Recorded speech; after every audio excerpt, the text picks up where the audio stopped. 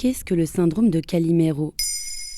Merci d'avoir posé la question. Souvenez-vous de ce dessin animé italien.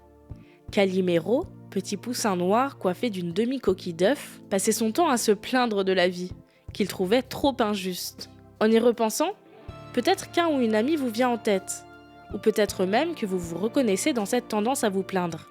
Eh bien, le docteur en psychopathologie français Saverio Tomasella l'a nommé le syndrome de Calimero. Comment reconnaître le syndrome de Calimero ? Les personnes atteintes de ce syndrome se plaignent constamment, car elles ont en elles un profond sentiment d'injustice face à la vie.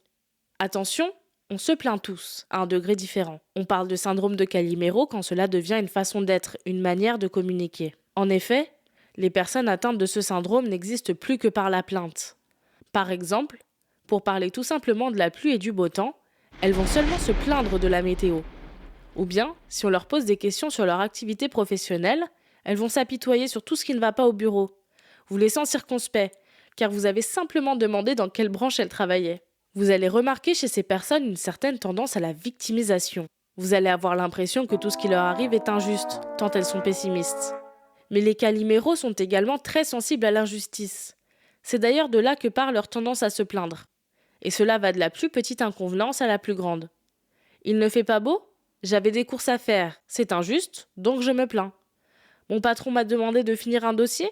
Je devais partir tôt ce soir. C'est injuste, donc je me plains. Et ainsi de suite. Qu'est-ce qui cause ce syndrome ? Saverio Tomasella, le docteur en psychopathologie à l'origine de ce syndrome, explique. Il peut s'agir de prédispositions familiales. On a entendu ses parents se plaindre énormément suite à un événement qui a affecté durablement la famille. On reproduit ce qu'on a entendu plus jeune. Cela peut être aussi pour attirer l'attention sur soi ou bien encore une manière de cacher un mal-être plus profond. De fait, le syndrome de Calimero n'est pas à prendre à la légère et il cache parfois des souffrances plus ancrées. Se plaindre énormément peut être synonyme d'un mal-être, d'un refus de voir la vie du bon côté car on a vécu des choses difficiles et on s'interdit le bonheur. Comment se libérer du syndrome de Calimero ? Vous pouvez d'une part remplacer la plainte par une description de votre ressenti. Je reprends l'exemple du travail. Peut-être que si vous vous en plaignez, c'est parce que vous vous sentez mal au bureau, pour une raison précise. Le verbaliser permettra à votre entourage de vous aider plus pragmatiquement.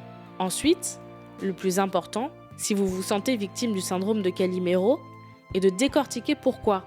Qu'est-ce qui vous incite à vous plaindre constamment ? Cela peut se faire seul, mais le plus simple reste la thérapie qui vous offrira un guide. En tous les cas, le syndrome de Calimero est un comportement, pas une maladie. Et comme tous les comportements et habitudes, on peut facilement s'en libérer avec un peu d'introspection. Voilà ce qu'est le syndrome de Calimero. Maintenant, vous savez, un épisode écrit et réalisé par Maëlle Diallo. Ce podcast est disponible sur toutes les plateformes audio et pour l'écouter sans publicité, rendez-vous sur la chaîne Bababam Plus d'Apple Podcast.